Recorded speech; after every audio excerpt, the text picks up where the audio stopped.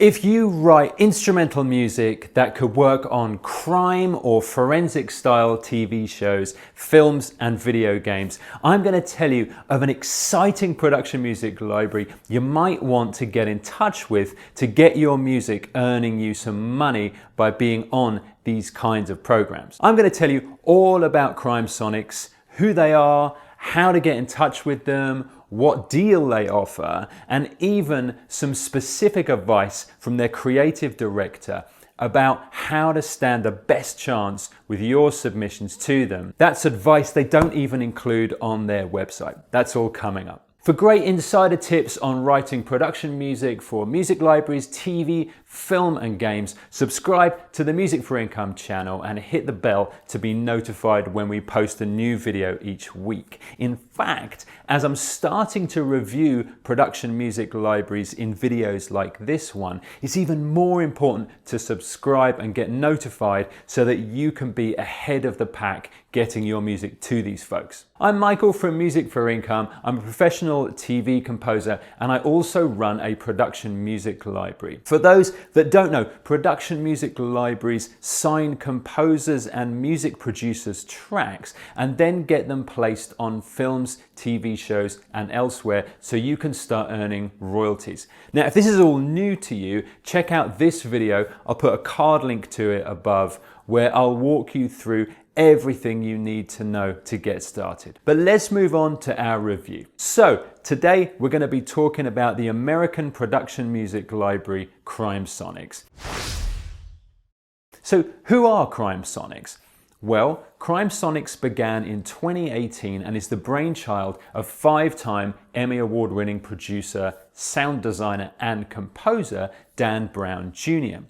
Dan got 35 composers together to, quote, take over the sound of crime, television, films and games worldwide. Now that takes us on to what do they do in terms of music. So it's important to note that Crimesonics are a specialist library. They only focus on one thing musically and one thing only, and that's crime programming related music. So what is that? Well, it's anything from general tension to cybercrime, detectives, forensics, investigative, mystery, eerie vibes, and all things like that. At the time of making this video, they currently have 147 albums, but that's not all music. A number of those tracks are sound effects for editors to use in their shows. Are they any good? Well, Crimesonics are an award-winning music library and their recent placements list includes Netflix's Dirty Money, BBC's Liar, MTV's Family of the Mafia and the Netflix documentary series Pandemic. They're sub-published by library music giant Warner Chappell Production Music, who distribute their catalogue globally, meaning that if your tracks are with them, they could end up getting placements within several countries. Crimesonics also have their own line of virtual instruments available to buy at crimesonics.com. What kind of deals do they offer composers? Crimesonics offer an exclusive deal, meaning that once you've signed a track with them, you can't then sign it elsewhere too. It's a 50-50 share on sync fees between you and them, and that's the money a client pays to them to license the track. And in terms of royalties, they keep the publisher share and you keep the writer's share. So all pretty standard stuff there. How do you submit music? Head over to crimesonics.com/pages/composer submissions and you'll find a link to their portal to submit your best track for their consideration. Now look carefully at their requirements before you submit your music, especially the format that they want your files delivered in. The durations, which is roughly 1 minute 45 and no longer than 2 minutes. And also know that for these guys, you must be the only composer of your track. They don't take co-written tracks. Insider tips. So I reached out to the Crimesonics team for some additional tips on how to get tracks the best chance of being accepted, and they told me this.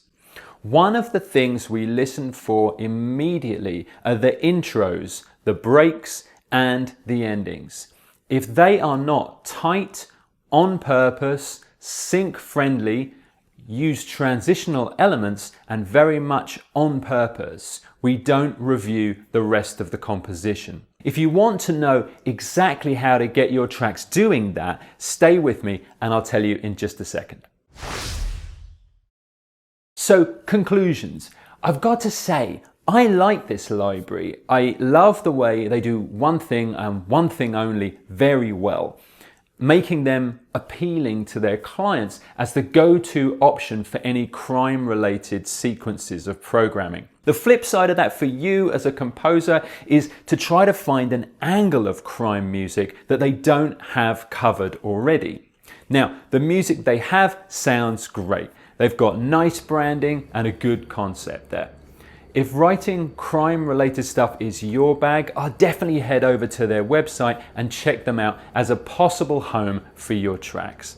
So, if Crimesonics sounds like a good fit for you, but you want to learn how to make your tracks 100% ready to submit to libraries so that you don't just have your music rejected, I want to tell you of an amazing resource and give you some free stuff as well. After all, competition is high in this area and you want your tracks to really stand out from the crowd. So check out the link in the description below where I've put together 3 amazing free lessons on how to write library music that sells. And these are some great insider secrets that work not just for Crimesonics, but for every library. Plus, you'll hear from award-winning TV editors telling you just what kind of tracks they choose to put onto TV shows, as well as why they often reject other tracks, even some that sound great. I'll also share a load of other tricks, tips, and secrets on turning your tracks into income-generating music for film and TV. It's free, so just click on the link in the description. Also, check out the other videos on the Music for Income YouTube channel, and don't forget to like, subscribe, and hit that bell to get notified of further videos. I'll catch you next time.